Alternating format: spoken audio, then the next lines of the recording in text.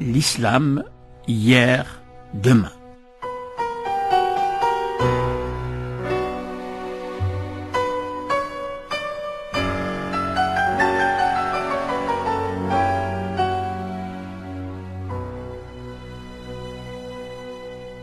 Chers auditeurs, nous poursuivons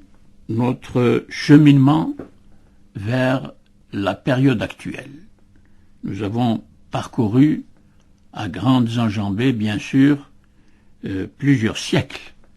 d'histoire de l'islam comme religion et de l'histoire des sociétés et de la culture dans les sociétés musulmanes en général,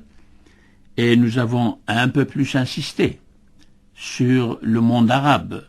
et les sociétés arabes, parce que nous ne pouvons pas malheureusement couvrir l'ensemble des sociétés complexes et surtout les sociétés qui sont éloignées de l'histoire et de la culture et de la compréhension de la religion dans le monde méditerranéen. Parce que initialement l'islam est né dans ce monde méditerranéen, comme je l'ai expliqué dans plusieurs interventions jusqu'ici. Nous sommes arrivés maintenant à une date extrêmement importante qui est 1945. 1945, c'est la fin de la Deuxième Guerre mondiale qui a ébranlé considérablement toute l'Europe, mais aussi l'Amérique, et évidemment, mais à un moindre degré, les empires coloniaux. Les empires coloniaux britanniques, hollandais et français surtout, dans la Méditerranée, et la fin de la guerre va ouvrir la période des luttes menées par les mouvements nationaux de libération, des luttes pour sortir du système colonial. Et immédiatement après 1945, il y a plusieurs pays qui se libèrent, comme l'Indonésie en 1947, et comme le Pakistan, dont j'ai déjà parlé, qui se sépare de l'Inde, comme je l'ai expliqué, qui devient un État comprenant à la fois le Bangladesh, qui est très loin géographiquement du Pakistan, et qui, comme je vous l'ai expliqué, va connaître une scission en 1971. Mais il y a un autre événement que je ne peux pas évidemment oublier, c'est la création de l'État d'Israël en 1947. La naissance de cet État créé par les Nations Unies va ouvrir une ère de conflit, de guerre, que nous vivons encore, nous n'en sommes pas sortis, et malheureusement ces guerres, on a beaucoup écrit, on a beaucoup expliqué, mais il reste encore beaucoup à expliquer sur ces guerres, et il faut surtout retenir que ces guerres sont des guerres d'abord politiques, combat pour un territoire, le partage d'un territoire, mais des considérations religieuses se mêlent à ces combats politiques, et c'est ce point de confluence entre le rôle des religions, l'islam et le judaïsme, comme référence, comme point d'appui de la revendication des territoires, qui reste encore insuffisamment expliquée, insuffisamment analysée, parce qu'elle est intimement mêlée aux combats politiques. Or, les combats politiques sont du côté de ce qu'on appelle l'idéologie de combat, tandis que les religions, elles ont deux faces, et nous le constatons tous les jours aujourd'hui, la face de la spiritualité, la face de la connaissance de Dieu, la face du rapport des hommes à Dieu tels qu'ils sont enseignés dans les livres où nous trouvons depuis la Bible un cheminement du rapport entre les hommes et Dieu qui se révèle progressivement à travers la voix des prophètes. Ça, c'est la dimension strictement religieuse. Et il y a la dimension politique qui n'est pas apparue, évidemment, seulement dans les temps modernes. Elle a toujours existé, et il y a là un problème sur lequel je n'ai pas pu vous parler encore, parce que c'est un problème difficile à expliquer, mais il faut en dire un mot parce qu'il est de grande actualité, parce qu'il touche à un point névralgique de la situation aujourd'hui de l'immigration musulmane en Europe, mais aussi il touche profondément toutes les sociétés musulmanes dans toute la Terre, sur tout le globe, parce que c'est un problème qui intéresse l'ensemble des sociétés humaines. Ce problème, c'est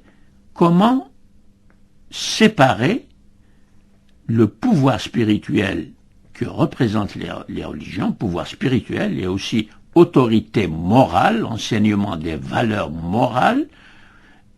d'une part, et puis la vie politique des citoyens, d'autre part. Elles ont été mêlées dans toutes les religions et dans l'histoire de toutes les sociétés. C'est pour cela que le problème aujourd'hui se pose dans toutes les sociétés. Et un des points de la modernité dont nous avons parlé, c'est précisément la solution, ou plutôt la décision imposée historiquement dans les pays européens, à partir des révolutions anglaises, américaines et françaises, une décision politique qui consiste à créer un État souverain politiquement, indépendant de toute référence aux enseignements de la religion. On crée des institutions nouvelles et un droit nouveau qui consiste à créer des États politiquement souverains, c'est-à-dire fondés sur le suffrage universel du peuple qui s'exprime lors de chaque élection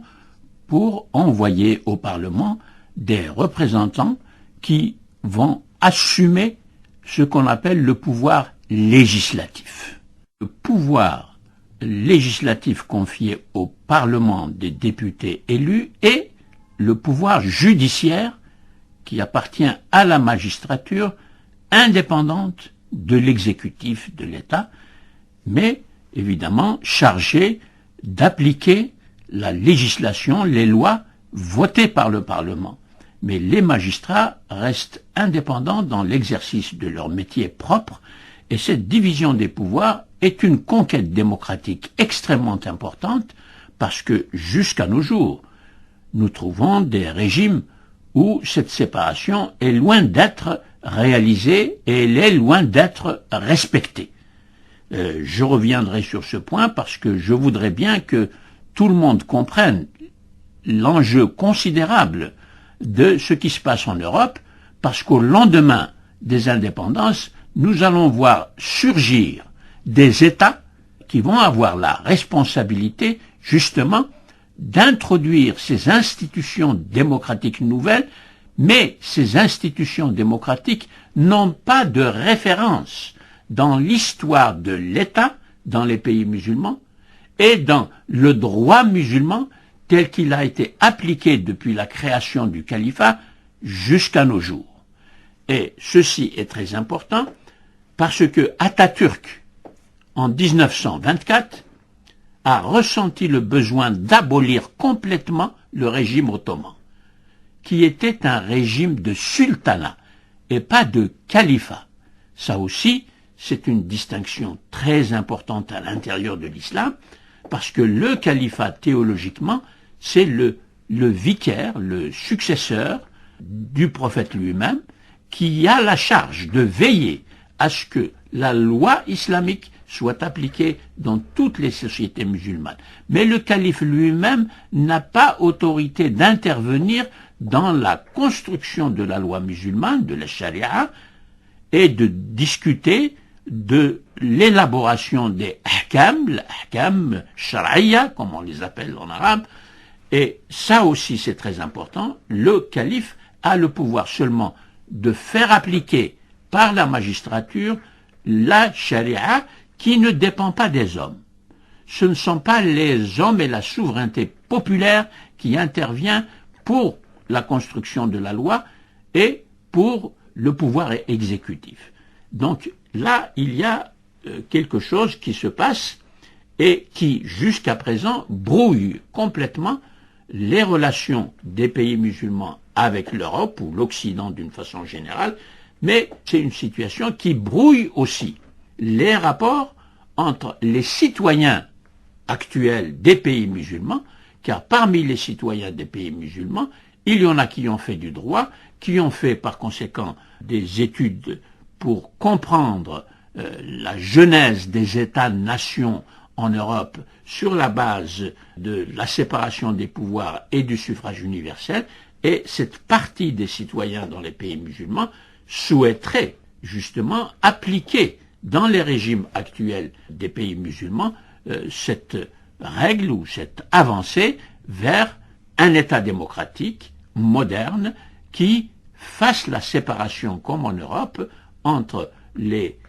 instructions de la religion qui concernent la conscience de chacun et puis la gestion de l'espace citoyen des sociétés. Je reviendrai encore sur ce point pour l'expliquer davantage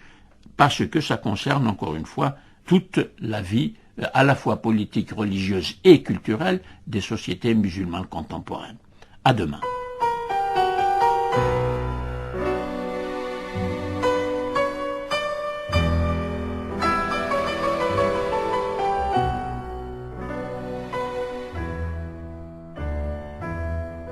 L'islam, hier, demain.